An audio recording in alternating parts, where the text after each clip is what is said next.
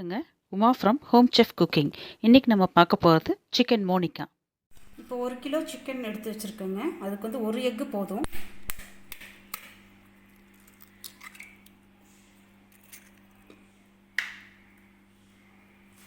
Ginger garlic பேஸ்ட்டுங்க ஒரு 3 spoon போட்டுக்குங்க.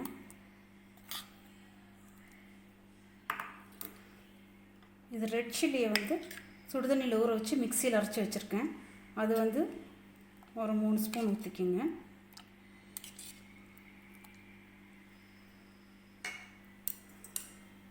ரெண்டு எலுமிச்சம்பழம் புழிஞ்சு வச்சுருக்கேன், அதையும் ஊற்றிக்கங்க.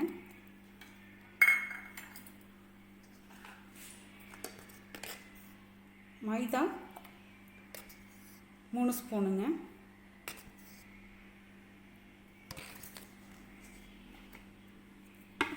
கார்ன்ஃப்ளவர் 4 ஸ்பூன் போடணுங்க.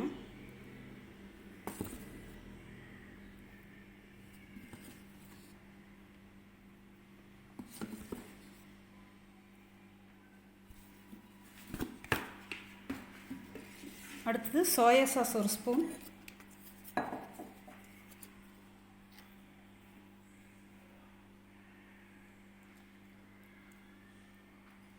One and half spoon ஊற்றிக்குங்க.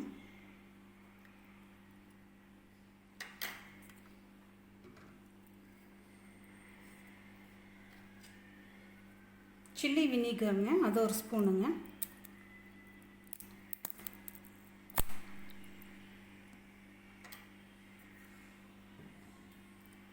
Tomato sauce 2 spoon.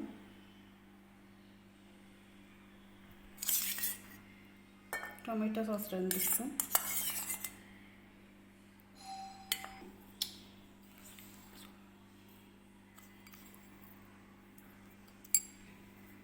இதில் ஒரு 3 ஸ்பூன் தயிர் ஊற்றிக்கிங்க.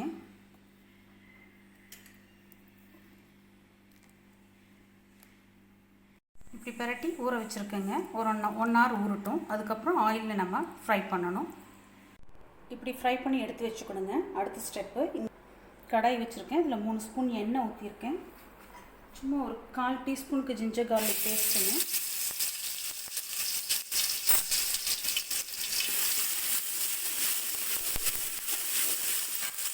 க்ரீன் சில்லி ஒரு 10 2 கட் பண்ணி வச்சுருக்கேன்.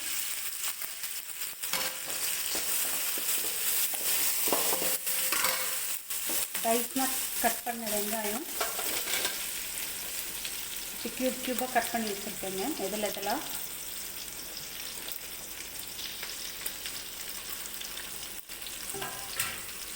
வெங்காயத்துக்கு தேவையான அளவு உப்பு,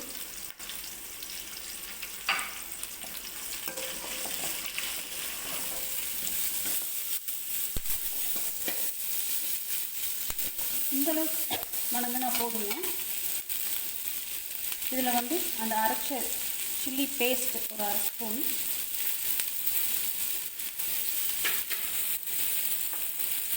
அடுத்து கம்மி பண்ணிக்கோங்க. சோயா சாஸ் 1 ஸ்பூன்,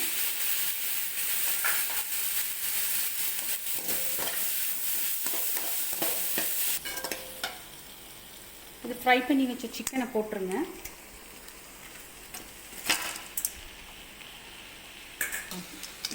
சிக்கன் போட்டுருங்க. தயிர் வந்து அப்போ ஊற்றக்கூடாது, இப்போ தான் ஊற்றணும். ஏன்னா தயிர் திரியாக வந்துடும். அதனால் ஒரு 3 ஸ்பூன் தயிர் ஊற்றுங்க.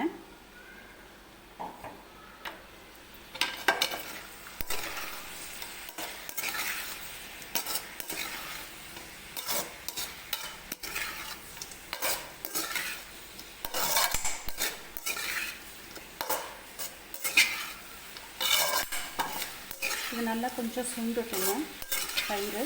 அது அப்படியே நல்லா ஜூஸ் எல்லாம் உள்ளே இறங்கட்டும். கொஞ்சம் இந்தளவு கொஞ்சம் ஸ்பைஸாக இருக்கணுங்க. காரம் பத்தில் அப்படின்னா மறுபடியும் நீங்கள் அந்த மிளகா அரைச்சி வச்சுருக்கீங்களா, அது மறுபடியும் 1 ஸ்பூன் ஆட் பண்ணிக்கலாம் தேவைப்பட்டால். Chilli vinegar 1 ஸ்பூனுங்க. கடைசியாக டொமேட்டோ சாஸ் 1 ஸ்பூனுங்க.